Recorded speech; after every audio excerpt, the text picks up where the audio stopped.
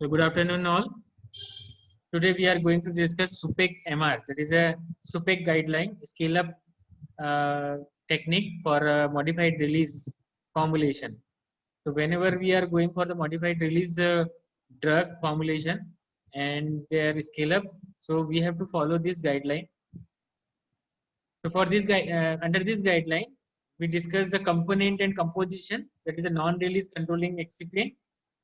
मैं आपको पहले से बता दूं कि मॉडिफाइड रिलीज क्या होती है. Modified release are those drug formulation which are contain the drug or which release the drug in a modified way, means there is a maybe controlled release, sustained release and all. मतलब आप target release भी बोल सकते हो. तो ये सारे जो है वो मॉडिफाइड रिलीज के अंदर आते हैं. इनमें जो एक्सिपिएंट यूज किए जाते हैं दे मे बी सुपर डिसइंटीग्रेंट और ऐसे डिसइंटीग्रेंट या डिसोल्यूशन मैट्रिक्स टेक्निक यूज की जाती है जिसके थ्रू हम जो हमारा जो ड्रग है वो बहुत स्मॉल अमाउंट में एक पर्टिकुलर कंसंट्रेशन में एक पर्टिकुलर जगह पे ही रिलीज होता है. तो जब हम इसको स्केल अप करते हैं, लार्ज स्केल प्रोडक्शन के लिए लेके जाते हैं, तो हमें दो चीज़ों का ध्यान रखना पड़ता है. एक तो ड्रग और दूसरा एक्सिपिएंट. यहाँ पे एक्सिपिएंट वो एक्सिपिएंट्स जो कि कंट्रोल रिलीज के लिए रिस्पॉन्सिबल नहीं है, ठीक है.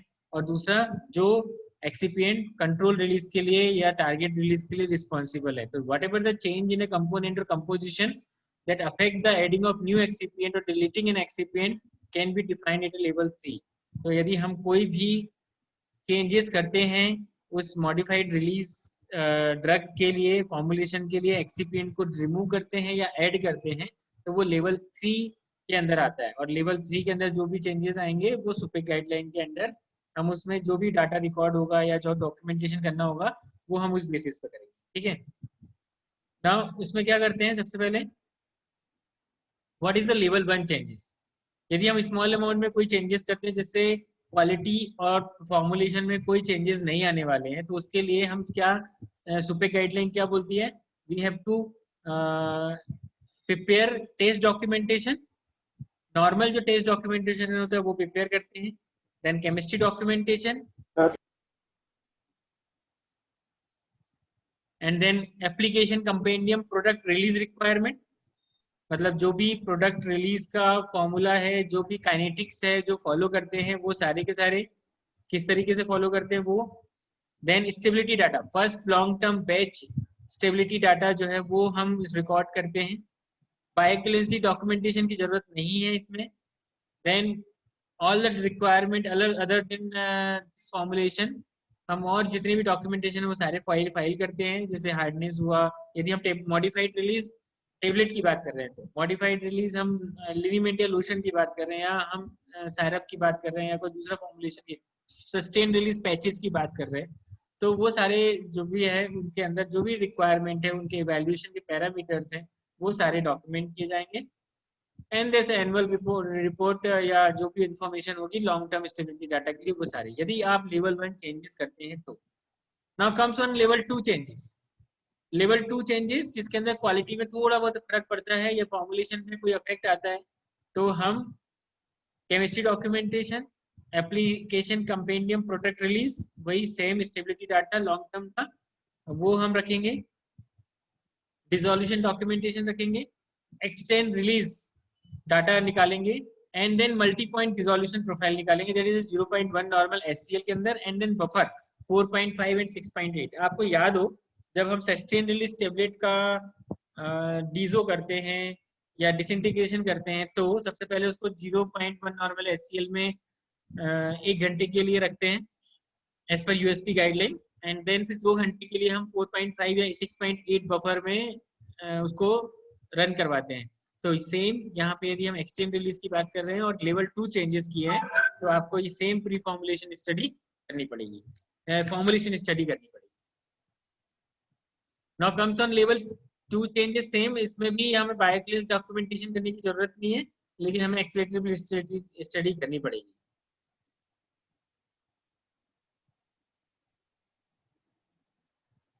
थर्ड है level 3 changes. The level 3 changes जिसके अंदर हम ऐसा कोई चेंज कर रहे हैं, हम एक्सिपिएंट चेंज कर रहे हैं, हम या डिसइंटीग्रेंट चेंज कर रहे हैं, या लुब्रिकेंट चेंज कर रहे हैं, ग्लाइडेंट चेंज कर रहे हैं, व्हाटएवर द चेंजेस, जो भी चेंज कर रहे हैं वो इतना मेजर है जिससे उसके क्वालिटी पे भी फर्क पड़ेगा और उसके फॉर्मुलेशन पे भी फर्क पड़ेगा। तो ऐसे चेंजेस को हम लेवल 3 चेंजेस में लेके आते हैं। और जब हम ये चेंजेस करते हैं तो हमें केमिस्ट्री डॉक्यूमेंटेशन के साथ साथ में हमें रिलीज रिक्वायरमेंट भी अपडेट करना पड़ता है, स्टेबिलिटी डाटा भी बनाना पड़ता है।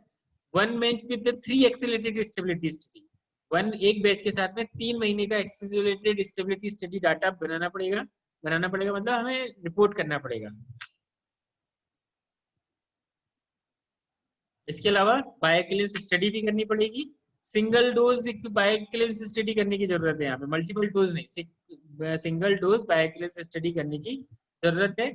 और all documents related to the level 2 changes जो हैं वो वापस से इसमें ऐड करने पड़ेंगे। नाउ थर्ड है साइड चेंज। यदि आप साइड चेंज कर रहे हो, एक जगह से दूसरी जगह पे पूरा का पूरा मैन्युफैक्चरिंग आप पूरा लेके जा रहे हो, तो it consist of the change in location of the site of manufacture, packaging operations और analytical testing laboratory for both company own and contract manufacturing facility.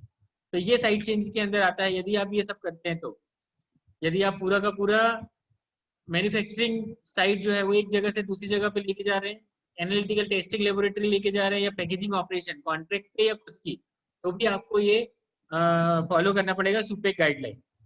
if they do not include any scale up changes, change in a manufacturing like process or equipment, or change in a component or composition, यदि आप component composition में change कर रहे हो, equipment में changes कर रहे हो, तो भी आपको स्केल अप, लेकिन उसको स्केल अप के अंदर नहीं रखते, ठीक है, स्केल अप चेंजेस के अंदर नहीं है। Side changes is different and the scale up changes is different. The new manufacturing location should have a satisfactory CGMP inspection. Obviously जो हम नई साइट लेके जा रहे हैं वो CGMP गाइडलाइन के हिसाब से होना चाहिए as per the US FDA. A stand-alone packaging operation, site change and laboratory change may be submitted as a changes being affected the supplement. हमें एक supplement copy submit करनी पड़ेगी whatever the हमने जो भी चेंजेस लेके आए, चाहे वो ऑपरेशन सिस्टम में हो या लेबोरेटरी चेंजेस में आए हैं, वो सारे जो है हमें डॉक्यूमेंट करना पड़ेगा। यदि हम मैन्युफैक्चरिंग इक्विपमेंट की बात कर रहे हैं तो मैन्युफैक्चरिंग इक्विपमेंट में क्या चेंजेस लेके आ सकते हैं, हम उनका साइज चेंज कर सकते हैं, मटेरियल ऑफ कंस्ट्रक्शन चेंज कर सकते हैं, ठीक है, और कैपेसिटी जिसके पास साइज कैपेसिटी, ठीक है। यदि हम उसका मैकेनिज्म चेंज कर रहे हैं, ये डिफरेंट है, पहले वो हॉरिजॉन्टल करता था, वर्टिकल शेकिंग करता है, तो आपने पूरा मैकेनिज्म चेंज कर दिया, तो भी आपको सुपेक गाइडलाइन फॉलो करनी पड़ेगी। तो manufacturing equipment changes involve the changes in equipment used in a manufacturing process like critical manufacturing variables.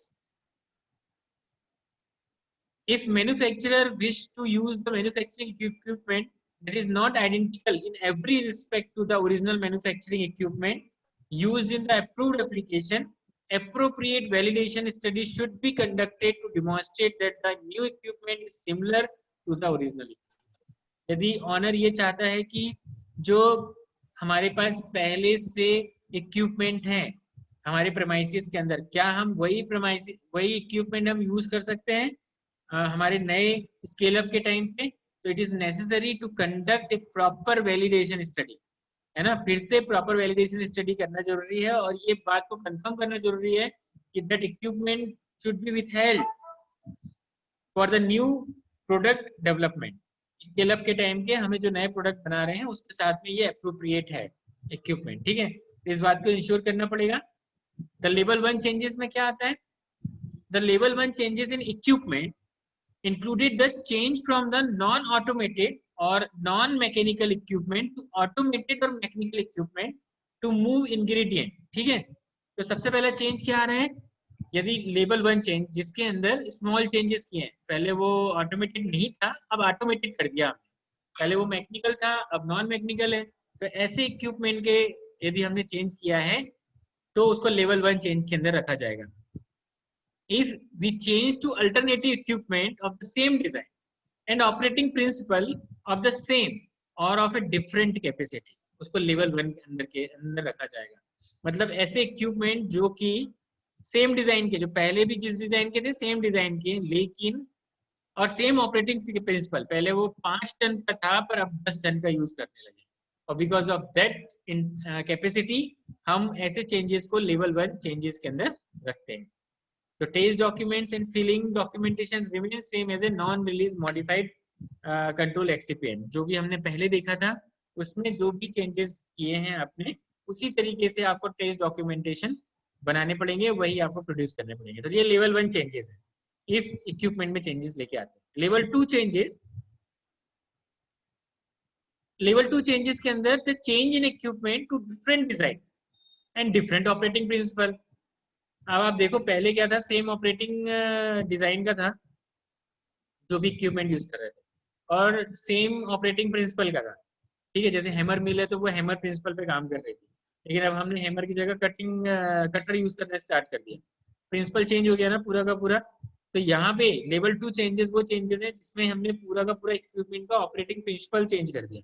तो इस टाइम के इस तरीके के चेंजेस को हम यूज करते हैं टेस्ट डॉक्यूमेंटेशन सेम और उन सब के लिए.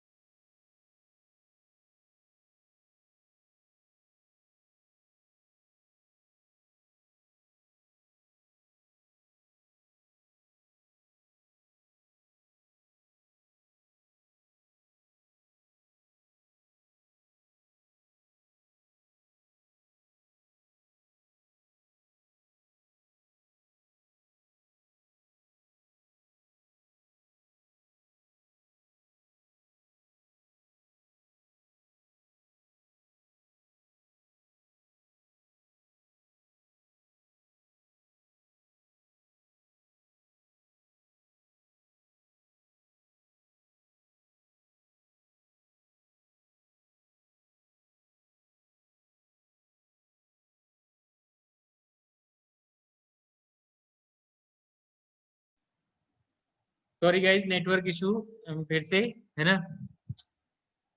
तो हम बात कर रहे थे लेवल 2 चेंजेस की, change in equipment to different design और डिफरेंट ऑपरेटिंग प्रिंसिपल, और उसमें सारे डॉक्यूमेंट्स जो हैं वो वैसे ही लगेंगे. Now level next is a manufacturing process change. Manufacturing process changes के अंदर हमने change involve in the manufacturing process itself. ठीक है, हम पहले एक दूसरी मेथड यूज कर रहे थे, अब हम दूसरी मेथड यूज कर रहे हैं. ठीक है.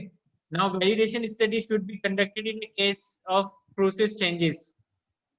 वैलिडेशन स्टडी हमेशा कंडक्ट करनी है यदि आप प्रोसेस में चेंज कर रहे हैं तो.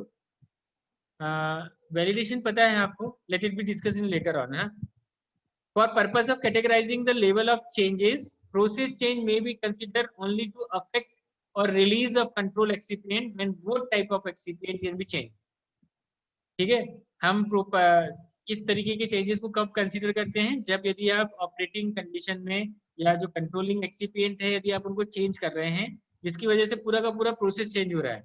जैसे पहले वेट ग्रेनुलेशन से बना रहे थे, अब ड्राई ग्रेनुलेशन से बना रहे हैं. अब आपको एक्सिपिएंट हटाना पड़ेगा ना, वेट ग्रेनुलेशन के लिए वाटर नहीं यूज करेंगे, ड्राई ग्रेनुलेशन के लिए सॉरी वेट ग्रेनुलेशन के लिए वाटर यूज करते थे, ड्राई ग्रेनुलेशन के लिए यूज नहीं करेंगे. तो if you are changing the excipient तो जब हमने आपको पूरा का पूरा SUPEC गाइडलाइन के थ्रू डॉक्यूमेंटेशन करना पड़ेगा. लेवल 1 चेंजेस क्या आते हैं इसमें, लेवल 1 यदि चेंजेस करते हैं तो माइनस थोड़ी बहुत भी चेंज करते हैं तो हमें chemistry documentation, non beyond application compendial product release requirement, the change in submission of update executed batch record and other documentation remain same as a non release control. ये सारी डॉक्यूमेंटेशन जो है वो हमें बनाने पड़ेंगे. जैसे हमने अभी कंपेंडियल उसके लिए मॉडिफाइड रिलीज के लिए पढ़ा था, वो सारे डॉक्यूमेंट्स बनाने पड़ेंगे केमिस्ट्री के साथ साथ में, क्योंकि हम मैन्युफैक्चरिंग प्रोसेस चेंज कर रहे हैं. लेवल 1 चेंजेस यदि आपने किए हैं तो is a minor changes. Level 2 changes यदि आप थोड़ा बहुत भी एक्स्ट्रा चेंजेस कर रहे हैं, मतलब इक्विपमेंट या operating condition, mixing time, operating speed, ये सारी चीजें चेंज कर रहे हैं, तो आपको सुपेक गाइडलाइन के हिसाब से ऑल द रिलेटेड डॉक्यूमेंट जो है वो आपको प्रोड्यूस करने पड़ेंगे. And third one is level 3 changes, जिसके अंदर हम पूरा का पूरा जैसे हमने बताया ना मेथड ऑफ चेंजेस कर रहे हैं. प्रोडक्ट की रिक्वायरमेंट के हिसाब से पूरा प्रोसेस चेंज कर दिया हमने. हमने शिफ्टर अलग कर दिया, साइजिंग अलग कर दिया, ड्राई ग्रेनुलेशन अलग कर दिया, वेट ग्रेनुलेशन अलग कर दिया, डायरेक्ट कंप्रेशन में अलग जा रहे हैं हम। तो whatever the process we have to adopt, हम उसके हिसाब से यदि चेंज करते हैं और वो इस कैटेगरी का है जिससे क्वालिटी और मैन्युफैक्चरिंग प्रोसेस अफेक्ट होती है, तो हमें ऑल द हमें डॉक्यूमेंटेशन करना पड़ेगा related to the excipient and the product formulation. ठीक है, होप यू आपको सब समझ में आ गया होगा। Thank you very much. Here I stop sharing and stop recording as well.